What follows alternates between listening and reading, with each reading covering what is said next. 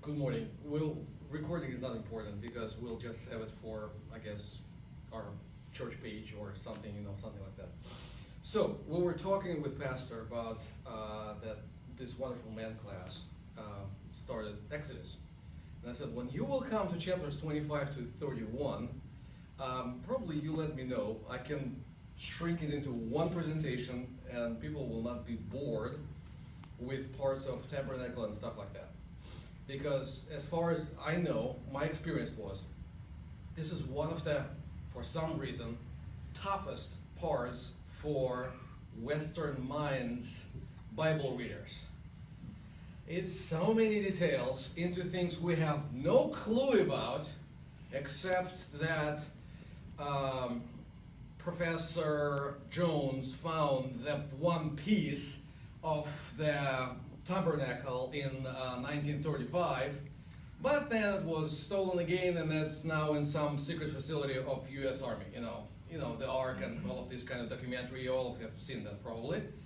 Okay, so what I will try to do is we will have 3-4 parts, and hopefully it will be helpful. I really hope so, because for some reason, and I will try to show why, for some reason it is important in other parts of the Bible. It's good to know how Tabernacle, then Temple, all of those sacred facilities, let's put it this way. That's a nice term, I didn't know about that, okay. Sacred facilities, how they looked like, how they operated, and how they were mainly, the great word is structured, okay. So, let's start. We will go in the Bible, jump back and forth. Let's start with the simple things. First of all, we have at least 3 main periods of worship in the Bible. Post-flood Bible, let's put it this way. We do not really know, we do not know much of how worship was structured in pre-flood stuff. Yet, there is interesting term in the end of the chapter 4 in Genesis that at that time they start to call on the name of the Lord. And call on the name of the Lord means most likely, how the verb is used in the rest of the Bible, means that they started like formal worship. Okay? So, and since we know that there was a problem between Cain and Abel by the altar, so most likely they used sacrifices and there was a river, so patterns are kind of familiar, but let's do it this way. If we'll go to Genesis 12, we see,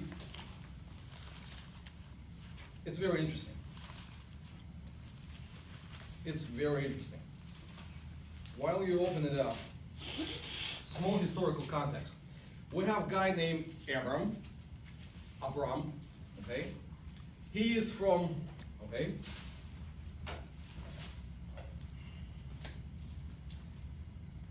I can draw a map of Israel in 3 moves. I can draw a map of Middle East territory in 5 moves, okay? And I can teach you how. Very easy. Okay, 1, 2, no, forget, I screwed up. It's not that, and I don't like this marker. Okay, let's try this one. So, 1, 2, 3, and then 4 and 5. So 1, 2, 3, and 4 and 5. Okay, very easy. This is Israel. This is Galilean Sea. This is what we know now as the Dead Sea, Persian Gulf, and Tigris-Euphrates. Okay, so Abraham comes from here. That's Ur of Chaldeans. Okay, all of that. So later on, when we hear about Assyrians, they are a little bit here. They are not Syrians. Okay, Syria is about here. Assyrians are here, and Babylonians are here, and Persians are here. Okay, and later on in Temple and Isaiah, Jeremiah story, okay, that period of time, these guys coming from east, that's important, we'll talk about that, they will swallow one another, okay? You will have Assyrians, And the Syrians would be there, what is that? They would be awakened, would be a good word, by Jonah. I mean, however, whatever scholars tell you, one remark on the side. Be very careful when you read scholarly commentaries on the Bible. Be very careful. They will sound very persuasive. I tried to calculate about 60 to 70%. It's pure yes, complete. So it's deserved to be right behind that whiteboard, you know, in the fireside. Rest of them is kinda okayish. So just goodbye popular stuff from CPH and you'll be safe. So, but Jonah comes to Nineveh, wakes them up, they repent. They are not really true worshippers, but in a couple decades, you have an army invading Syria, Samaria, and then they come up to Jerusalem, and their commander-in-chief, the top military guy, is addressing people of Jerusalem in Hebrew language. And he knows about Yahweh and so on and so forth. It's like, how did he know about that? He just learned it in his CIA school? Or really? I think because there was something going on up there, you know, up in Nineveh. But later on, almost same thing happens with Babylon. Nebuchadnezzar captures first group of people. One of them is Daniel, and he got complete scholarship in political science faculty in Babylonian State University. He graduated from Babylonian State University and became a mayor of Babylon. That's right from the scripture, okay? And later on, so these guys swallowed Assyria. Same Daniel, most likely, from time to time, not by Nebuchadnezzar, but his kids, not all of them like him. So they send him far away to be a diplomat.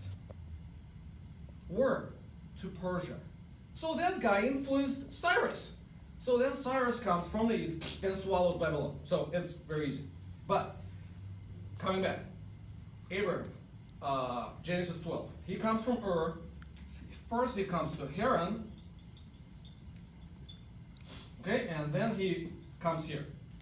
He is, I'm very impressed. We have many parallels. He is kind of like a green card holder.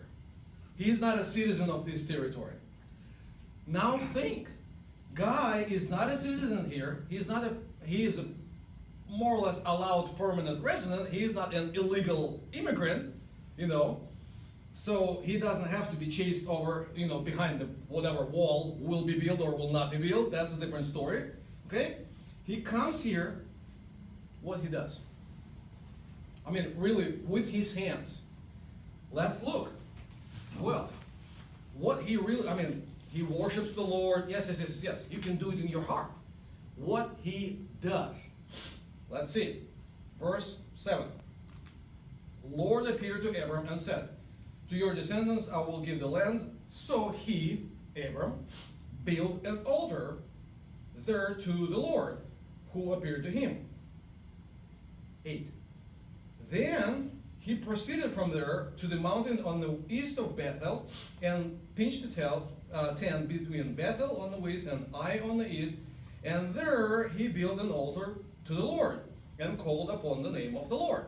And there are a few other instances, like at the very end of chapter 13. So God goes over somebody else's land with somebody else's worship of other gods, local gods, by the way. He invades that territory with true worship, building altars. Okay? So, as far as we know, he built at least 3 of them. Okay? Maybe even more. But it's 12:7, 12:8, and 13:18. At this period of time of patriarchs, to summarize it, I'm not going to go, we do not have enough time. We have 3 main things usually are put together for worship. It's altar,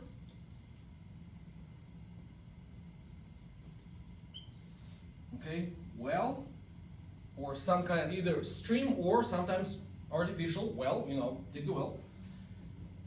And you have kind of like oasis. So some kind of trees, okay?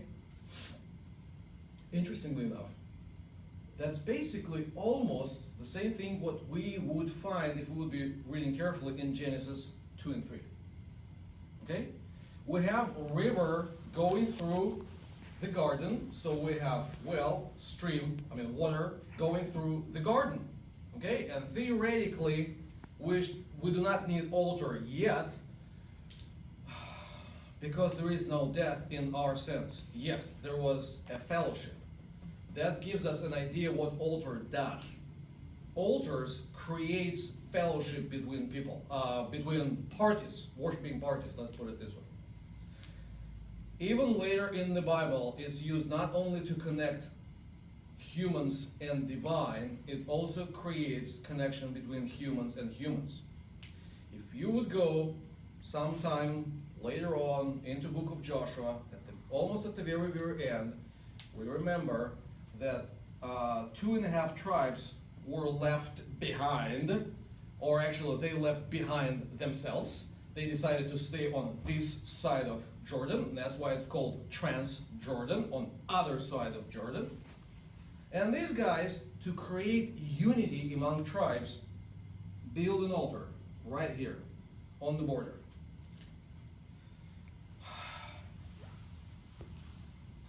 What would it be?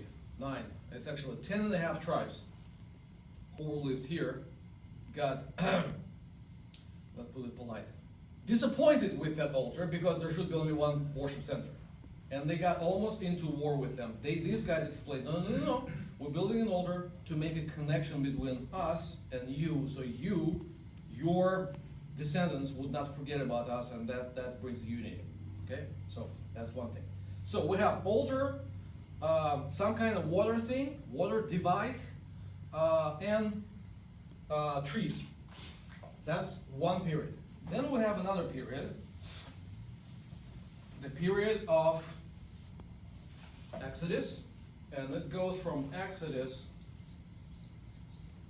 to Kings. Let's put it this way.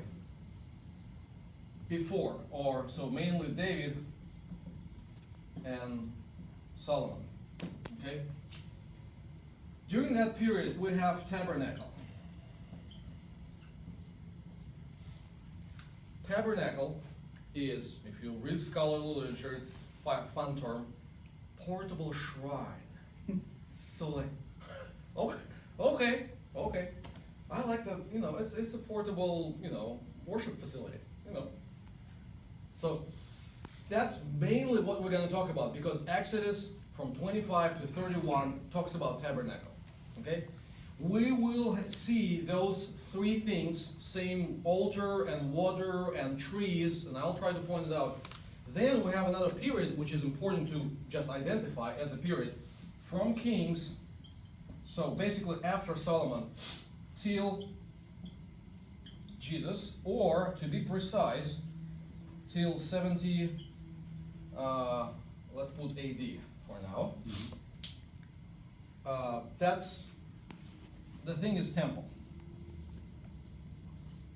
Okay? What's the difference between tabernacle and temple? The main difference, this is portable, this is not. Okay? It's not from steel and bricks, it's from wood, but it's one place, Jerusalem, Mountain Moriah, not Mountain Zion. By the way, whenever you read Mountain Zion is not where the temple is. Though most of scholars will say, yeah, Zion, blah, blah, blah. No. What's important about Zion is that tent that David built temporarily with an ark was there. And that's another thing to talk about for some foreseeable future.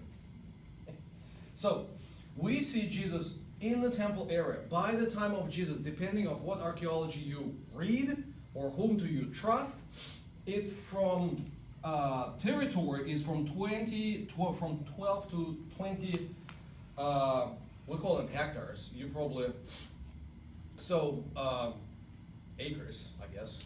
So it's a huge territory. I mean, it's kind of like a big building, but there was a temple site, okay?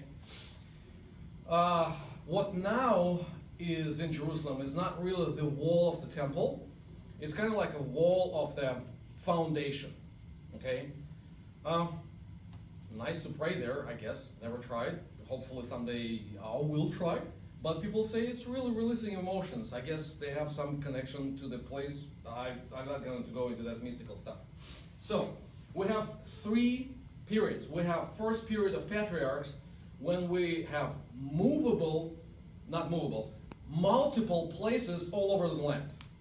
Then we go to Tabernacle when we have one place, but it's portable, it can be moved all over the land.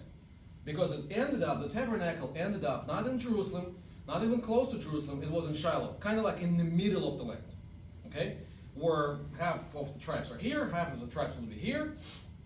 So then we have one place, never moves, and it's Jerusalem only, okay? So, but structurally, these guys are very related, very connected. Temple is, of course, much more bigger, glorious, even in size and in some sense in some materials. So, but again, structurally they are about the same. That's why we need to see how they are described in our chapters. Let's go to Exodus chapter 24.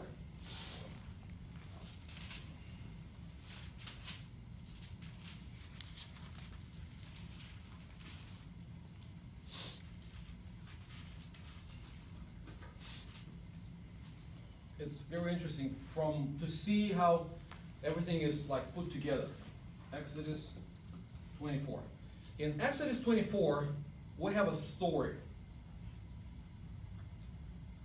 What I mean by story, there is a story how Moses and 70 elders go up on the mountain and they have feast with the Lord, and then some of them come down, and so on and so forth. In Exodus 32, we have another story. Very famous story. Guess which one? It's a story of golden calf. Okay?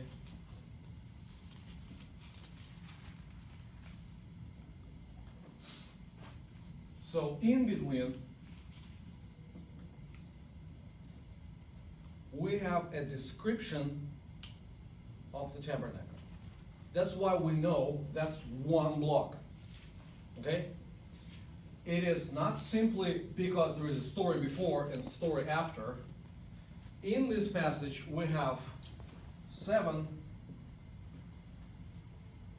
speeches of the Lord.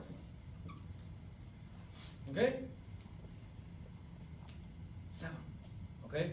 When people say that 7 is a perfect number, I have a problem with that.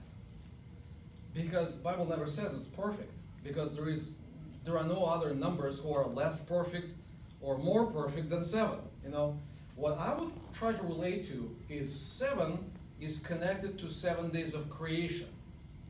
And it's very interesting how Bible describes like a process of creation, and by the very end, that's in the 7th day, God has completed what He has planned to do. So, what we can think of 7 as a number or quantity or quality of completion, total. Then there is 8. That's very interesting. You know, like on 8th day you circumcise a child or boy. You don't circumcise girls.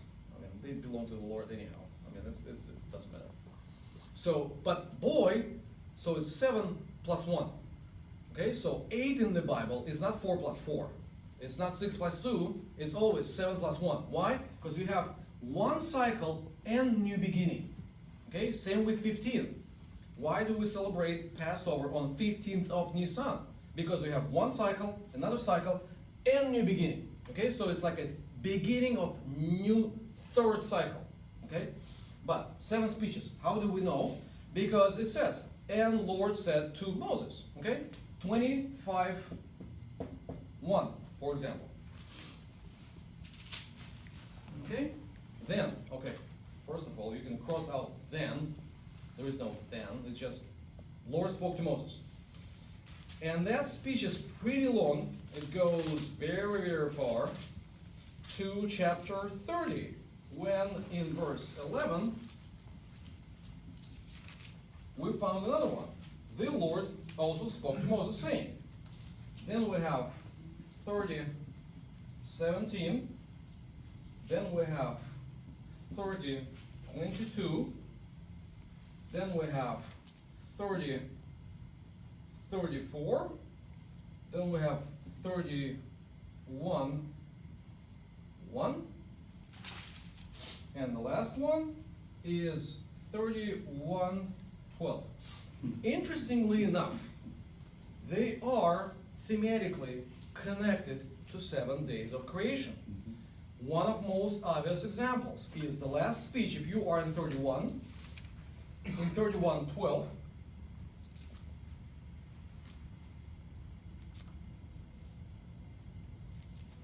and 14. But as for you, speak to the sons of Israel, saying, you surely have to observe my Sabbath. Okay, the 7th speech is about Sabbath. Okay, 31:1, the 6th one, previous one, let's go backwards so you would pay more attention. It's interesting. Verse 2. See, I have called by my name Bezalel, the son of Uri, the son of Hur, from tribe of Judah. I have filled him with the Spirit of God, and wisdom and understanding and knowledge, and all kinds of craftsmanship. Okay? So you have a guy on the 6th part into whom God, he didn't breathe, there is not that term, but he filled him with the Spirit. Okay, that's the creation of man. And so on and so forth, you know, like that part. For example, 30:22. Lord spoke to Moses, saying, also for yourself, take for yourself finest species, and following the myrrh, and so on and so forth. So it's a creation of special oil that would be used for dedication of the sacred objects. If you put oil on something, what does it do? It makes the object, it makes it shiny, okay? So, the 4th one, in days of creation, it's actually good to know the order of creation. It's a creation of celestial objects, you know, those that shine and kind of guards or rules over the sky, okay? And that's interesting because in the 4th section, what uses, apart from pouring oil on the object, what uses the oil? Lampstand. And lampstand in Tabernacle has 7 parts. Like 7, I know, we look at the sky and it's like, you know, there are a bunch of things over there. But for ancient Israelites, not because they were ignorant, but because that's how their worldview was working, there was 7 main ruling forces in the sky. Okay, sun, moon, Mercury is Saturn, Jupiter, Mars, Venus, and I think I forgot something, but that's okay. Never mind. Don't worry about that. That's where our days of the week comes from, you know. So that's what it is. Like Friday. Why is it Friday? Because it's after German goddess Freya, which is actually Venus. Okay? Or Thursday, it's Thor. You know, that guy with the hammer. You know, everybody knows that. Everybody have seen a documentary about Thor. You know, all of that kind of stuff. So that's what it is. Okay? Now, not to make you really bored, let's go over the whole plan. So we talked about history a little bit. I tried to show you that literature context, where is that? And Moses, if I shouldn't raise it yet, in 24, Moses goes up on the mountain with 70 elders. They have a feast with the Lord. Then everybody comes back. Then Moses goes up. And that's where he stays. He stays on the mountain to receive those 7 speeches. So how to build the tabernacle.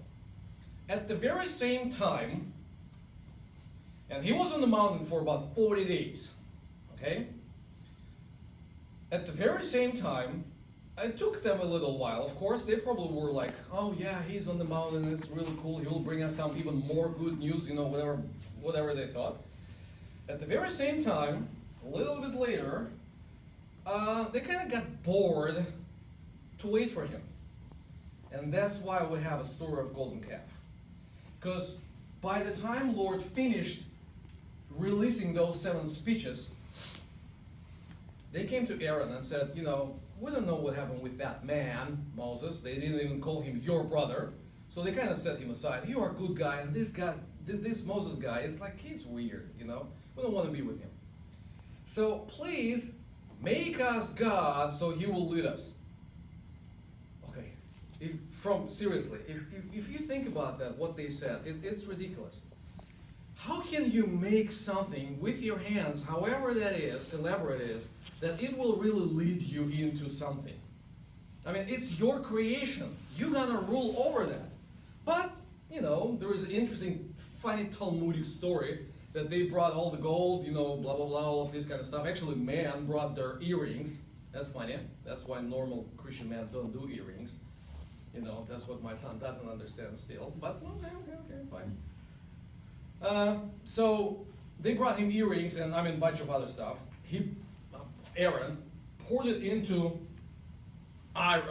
fire, and it really walked out of the fire. Okay, interesting. So these are very well connected in time. So while Moses getting blueprint for true worship, those guys were so impatient, so they came up with their own worship style. Okay, that's the very same thing what happened before. In Garden of Eden, what happened? Adam and Eve, in Garden of Eden, they've sinned, yes. What did they do? They tried to not only hide themselves, but they tried to cover themselves. With what? With leaves. Okay? They try to come up with some kind of thing that would be more or less helpful and yet protective from the presence of the Lord, and all of that together. It's not like he looked at them and said, I can improve that. I don't think he wanted to improve anything, because there was nothing to improve. it was so broken beyond repair. But what he did is he gave them, if you're really in that state of your spiritual circumstances, if you still want to come to me and worship me, you need to do it this way. And we have skins, and skins do not really grow on trees. That's why we do have, by the end of the chapter 3, we do have some kind of altar in Garden of Eden. Okay? Remember what I told you. 3 things are same. Altars, sources of water, wells or rivers, whatever, and trees. So we are still in the garden, there is still river, and they ended up with altar. Okay? So that's the thing. So now, tabernacle itself. Most fun part. North, south, west, east. It's important. It is important. That's why when you see that kind of like different, vertical way, temple drawn vertical way, fine, but no.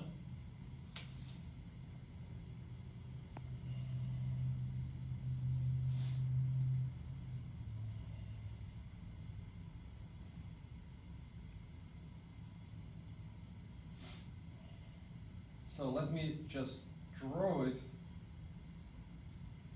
and then we'll talk about that. Okay?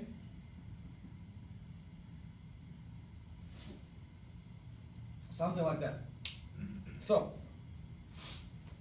we have three zones. Let's stay with three zones for now. We have outer place, that's where the camp is. Okay? That's where 12 tribes of Israel are. Okay? They have 3 tribes here, 3 tribes here, 3 tribes here, and 3 tribes here. Okay? And they are numbered not by like everybody who is in the camp. And people, it's great. Why? Because that idea presupposes that women should not go into the war. They are the ones who should be protected, taken care of, and so on and so forth. The only guys, men, 20 and older, are counted because we are in a setup of spiritual warfare, okay, or holy war. And we have, if we know that the tribes are around it, so it's a God's army around it.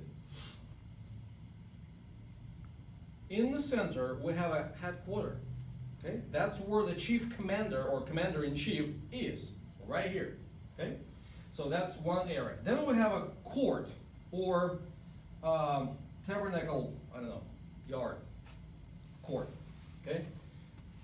Then we have tabernacle, and tabernacle is like a tent with 4 covers, actually. That's very interesting. They also have some symbolic meaning. We do not have time for that. They actually correspond to these 4 areas, 1, 2, 3, and 4, okay? So everything is kind of like in different layers, everything is connected with each other, okay? In that tent, there are 2 territories,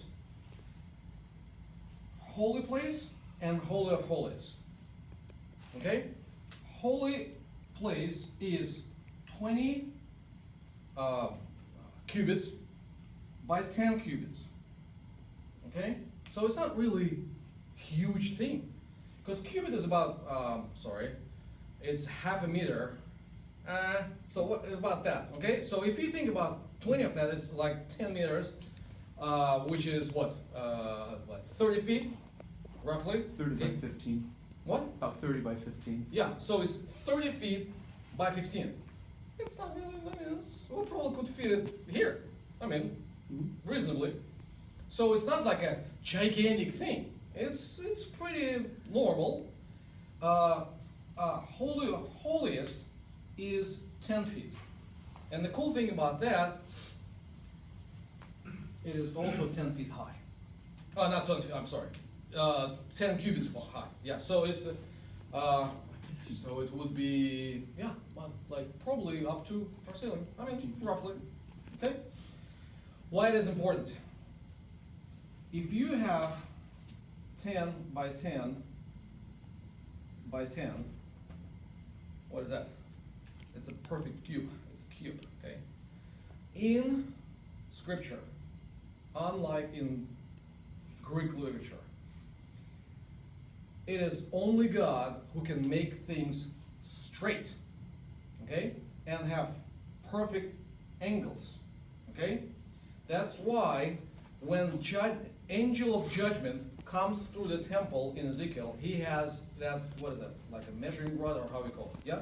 So it's plumb line, okay? Why? Because he wants to see, is the wall of the temple still straight, or it was crooked, okay? Recently we have heard that word many times, somebody being crooked, but, okay, we're not going to go there.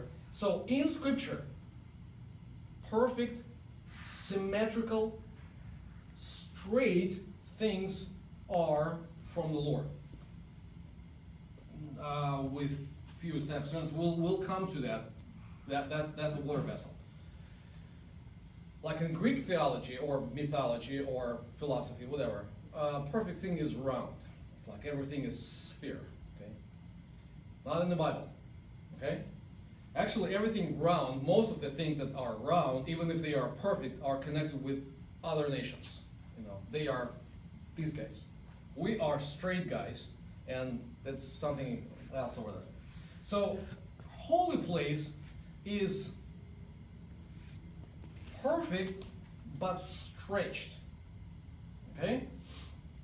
So it's not cube anymore, it's like rectangular in shape, and then you have a same space. So what do we have here? We have here altar. We have here, it's called laver of cleansing.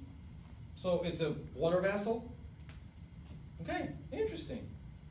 Altar, source of water, and the boundaries of the tabernacle are built out of acacia wood with fabric in between. It creates the sense of trees. So you are kind of in the garden territory. Okay? So that's same thing God tries to bring that first setup that was done in the garden. Okay? Important thing. The only people who were allowed to be here in Holy of Holies, let's start from here, is nobody. Not even high priest. If you read carefully, high priest did not go really into the Holy of Holies. One day a year, he would pull up the curtain, kind of like step a little bit through the blood, and you don't want to deal with that place. And this is really dark.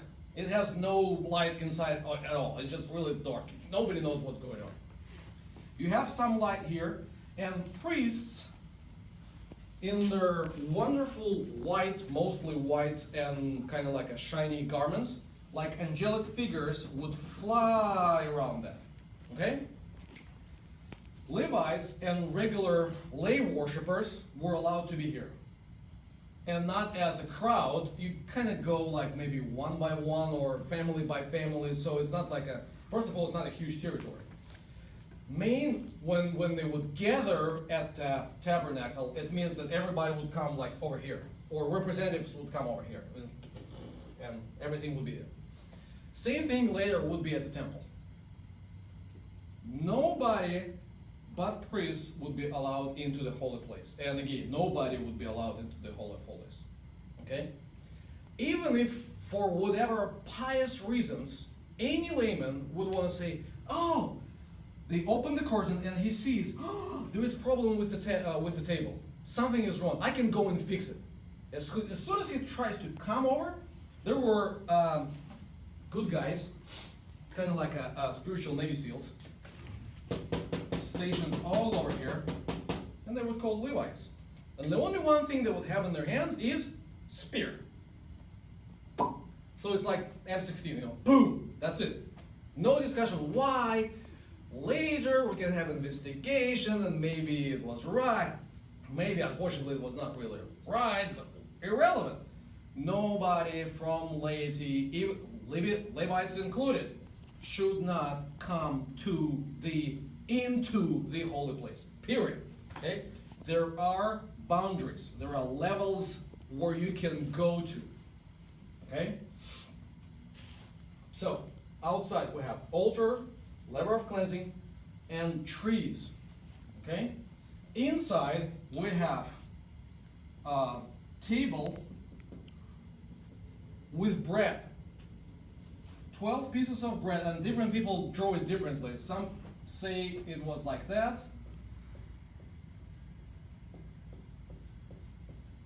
So like just 12 flat pieces representing, of course, what?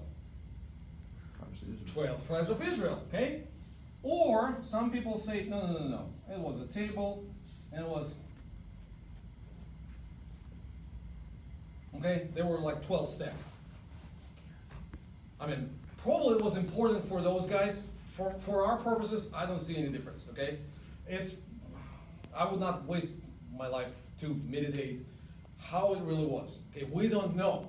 That's a cool thing about that. That's why we can draw these kind of pictures and be safe. But when you find pictures how Ark really looked like, and the angels were this way, and their wings were this shape, we don't know. I mean, it's kind of cool to ponder on that, and have some game of imagination, in your brain. Stimulus for brain, great. Very profitable for some artistic skills, but we don't know, okay? There are things we still don't know. Okay, lampstand, as I said, it was created this way. The cool thing about this lampstand, is it has, apart from having, it's kind of like a small holders, how you call them? Like a small plates. Little bowl. And inside of that, there were those, lamps. Okay, so you have 7 lamps. Okay, few cool things about that. One cool thing is, the tree that was used to build it is almond tree. Okay, it's the same, the word with the same root as to oversee. Okay, so that tree or this lampstand would oversee 12 tribes of Israel. Okay, all of the time. Plus, there is another thing.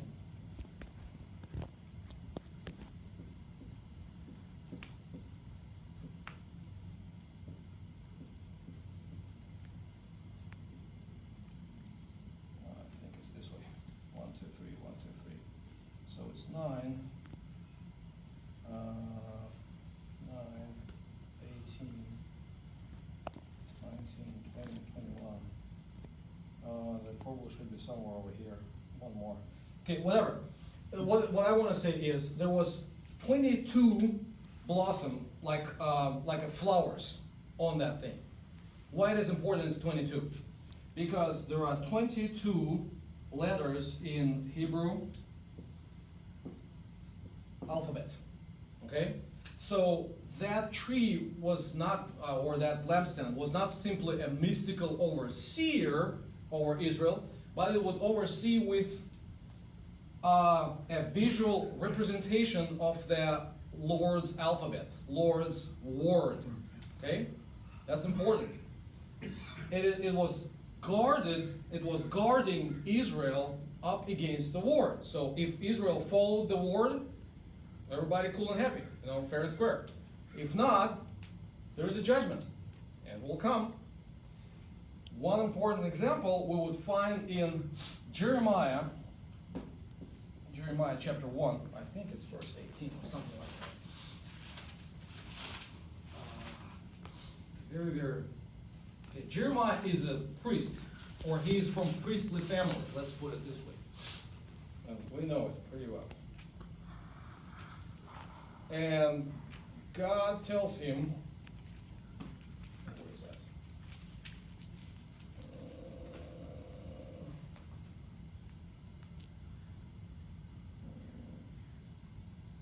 So what do we see? Oh, here we go, 11.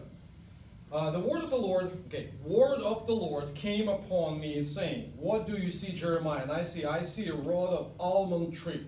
Then the Lord said to me, you have seen well, for I am watching over my word to perform it. Okay? And then he says another thing, and it's a boiling pot, and judgment comes from the north. We'll come to the north. Most of the commentaries, you open it up and it says, almond tree was blossoming. It's a springtime. It's a time of renewal. Okay? He is a priest. He sees a branch of almond tree. In his priestly brain, the only thing he can really see is a lampstand that overseeing or watching over with the word over Israel. And because Israel have failed, that's why the judgment will come from the north. North, it is important. North is here, south here, west, east. So, regular worshiper comes from east to west. Okay? That's the direction you want to go to. You do not want, after everything is cleansed and okay, you are released back into east part. Okay? So whatever tribe you come from, you might be here. You still need to come over here And to enter into the tent, you cannot enter from any place. There is only one entry place. So you come from east to west. Why north is important? Because we do not have real red, but oh well, that's fun. We had it a couple times last night. Blood of the sacrificed animals are poured on the north side of the altar. Okay? That's important. And this is altar where you sacrifice things. This altar is also altar. But this is so-called altar of incense. Okay, so you burn special things that produce a cool smoke. Why do you need smoke, special, really serious, like it really smells? Some people like it, some people maybe don't. That doesn't matter right now. Why do you need it? Okay, first of all, okay, biblically, symbolically, it symbolizes our prayers, so they should rise up. But there is another thing. What do you do by this altar? You kind of slaughter animals. Have you ever been in the good old days butcher shop? It doesn't smell well. I mean, you kind of get used to that, but it still doesn't really smell cool. So that's why you keep a normal, pleasant aroma in the tabernacle itself or in the temple court area. That's why they not only have it here, they also have those special, I forgot how you call them in English, special things that you put coal and those aroma things. So they come with Sensors. Yeah. We still have them in Roman Catholic churches or Eastern Orthodox churches. Some Lutheran churches do use them. Like Swedish Lutheran Church use it very regularly. Yeah. So because there are some, apart from spiritual stuff, see, that thing is very practical. That's why it is important for us to know what is it, how it operated, how it worked, because we tend to see too far away, unknowable, it's unreachable, for it's beyond our understanding. No, it's very practical. There are spiritual sides, there is a practical side. So you want to have a pleasant aroma around here, because if you do not have a pleasant aroma, it's kind of like nice place to be. Sorry. Now we come to the very most inner part, Holy of Holies. The Ark of the Lord, if you have seen that wonderful documentary, Indiana Jones and the Raiders of the Lost Ark, it's actually pretty, from whatever we can know, it's pretty accurate with few things that we are not going to waste our time on. The thing that we need to know is,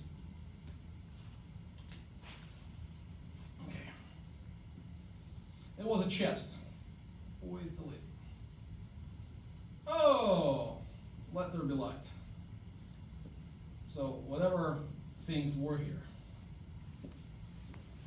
So there were two poles on both sides of the chest. And inside of the chest, there were three things. It is important to know what things these are. One of them, if you remember, a few guys had a revolt against Aaron, and they decided who will win by whose staff will blossom. Okay, staffs usually don't really blossom because it's a dried piece of wood, And if you are in the desert, you stick it in the ground, and it's not really fertile area. But for whatever reason, God knows why, Aaron's staff blossomed. So we have Aaron's staff here. We also have here copy of what we used to say 10 Commandments, but whatever 2 tablets of the law are also here. There is also one important thing. There is a pot.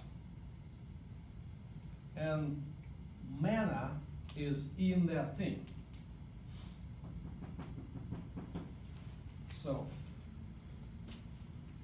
we have no clues in the Bible, we don't have any clue, but we have no clues that will tell us that those things were, from time to time, somebody would come, like, technician or sexton would come in, pull it out, clean it, refresh it, pour new manna inside, all this kind. We don't know it. So for some miraculous reason, everything was preserved until whole thing, the ark completely was gone. And we lose track of ark after this first destruction of Jerusalem. Okay? When Jeremiah is in prison, it's not actually, okay, historical remark. Nebuchadnezzar did not come to Jerusalem once. We have at least five of his or his army appearances. So it's not like, oh, bad guy came, destroyed Jerusalem for no reason, boom. It was like a long time process. And during that process, very often Jeremiah would say, guys, you have to surrender to Nebuchadnezzar. He's a good guy. No, we want to be friends with Egypt. If you're Israelite, you never want to be friends with Egypt. I mean, that's the guys that it's the last guys in your list you want to be friends with. For whatever. So, at the very end, he didn't even bother to come. I mean, Nebuchadnezzar. He sent his commander-in-chief, Nebuzaradan. Said, okay, deal with them. I have more important things to do. So the guy comes, he's an army guy. He's not an architect, he's not an arts, he is an army. He just made it flat, everything. Just gone. But he's not a bad guy. He releases Jeremiah from prison. He offers him a position to be be a mayor of Jerusalem, whatever was left over of Jerusalem, but under, of course, control of Babylonia. Okay? And Jeremiah politely says, not really, I'm not into that thing. So it's an interesting thing. So all of that disappears. So by 586 BC, or modern scholars will say BCE, whatever. So after that, gone. We still have lampstand, we still have altar, we still have table. We kind of find some pieces of furniture later on, and they were brought together. We have the record that they were brought together. We have no mention of Ark of the Covenant. Gone. Okay? So, that's roughly what it is, why it is important. There are a few passages in what I don't like to call, but conveniently we call it Old Testament. I still believe it's Law, Prophets, and Scriptures, Tanakh. Okay, in Old Testament there are a few places where it's really helpful, apart from that part, like to understand what's going on. But in New Testament, let's go into Gospel of Luke. One simple example. Chapter 1.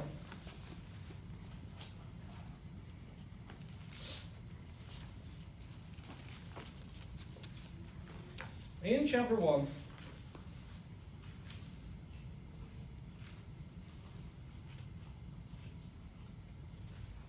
we have a story about Zechariah and his wife Elizabeth, and they were barren, and he is a priest, and by that time in the history there were so many priests, so they would just take turns. So you would not serve like a full-time at the temple, but you would come for, let's say, a week, serve your duty, and then off you go back.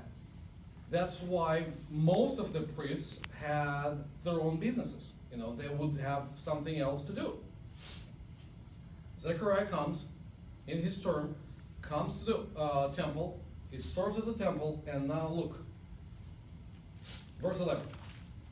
And an angel of the Lord appeared to him standing on the right side of the altar of incense. And Zechariah was troubled when he saw the angel, and fear gripped him. Okay, why? Because if you come into the temple,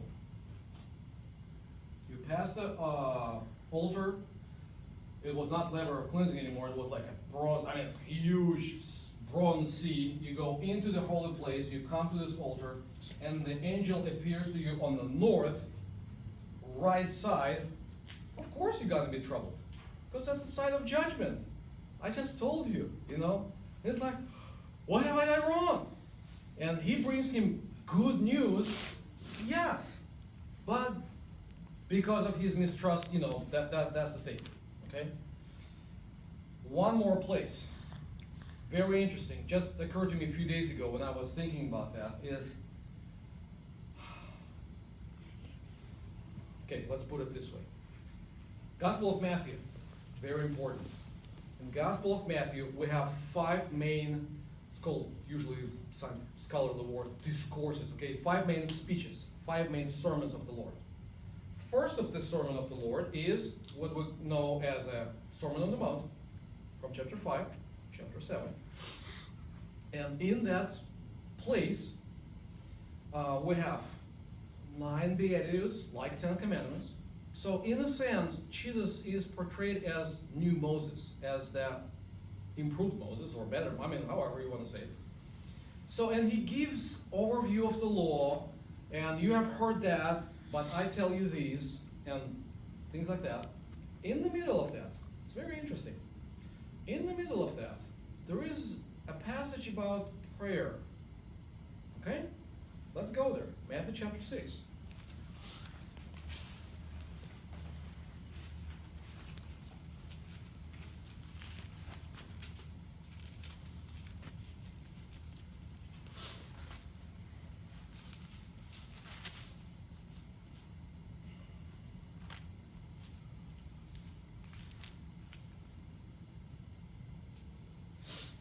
Okay? There are many things. How you give to the poor, this is this, but look at that. Verse 5.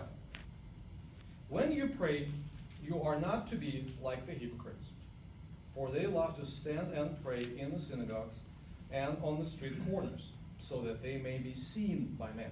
Truly I say to you, they have their reward in full. Okay? It doesn't mean that this is bad, but what they are targeted, they want to be seen by men, they are seen by man. Their reward is fine. I mean, whatever, fair and square, okay? But you, when you pray, go into your inner room, close your door, and pray to your Father who is in secret, and your Father who sees what is done in secret will reward you. Okay? Now think of that. What is most secret or most mysterious place Jews would think of when Jesus would say that? Holy Holies. Where nobody can really see what's going on. Okay, it doesn't mean you have to run to the temple, run between Levites, make your really fast, and get it. No. In your house, there is a place that nobody knows, not necessarily it's a chamber of secrets, no. Just close the door, and you would be you and the Father alone. So what he tries to say that prayer has the same effect as if you would be in the Holy of Holies. Technically, you cannot be any closer to the Lord. At this, yes, through Jesus, now it's a different story, okay? Right now, when temple is standing, you cannot create any closer relationship, okay? So when we have those parallels, when we think in the temple imagery, it's really cool. Some passages of Scripture are like, that's what they mean. Like Paul, when he constantly talk about, you are pleasing aroma to the Lord. It doesn't mean they have to use deodorant. It's cool to use deodorant, and that people would not run away from you from the church, or they would run from the church because they cannot sit with you. But that's what it means. It's a whole theological, very deep, very rich theme on the sacrifice. How it is, what parts are burned. Sometimes you burn it completely. So how you devote completely to the Lord, and I mean all of that thing. And this is pleasing aroma to the Lord. So that's kind of like a small, relatively brief introduction. There is even cooler thing. I will leave it as a cliffhanger. That if we know that, we can structure whole Gospel of John on that. The whole Gospel of John, chapter by chapter, not one by, like 1, 2, 3, 4, but there are blocks in Gospel of John that follows that pattern. That it's kind of like an excursion through the Gospel of John. And one of the reasons, I believe, why, is because John was a priest. He was from priestly family. I mean, that's what I think. So, that's what it is. Thanks for your attention. Yeah, thanks, Alex, and that's fantastic.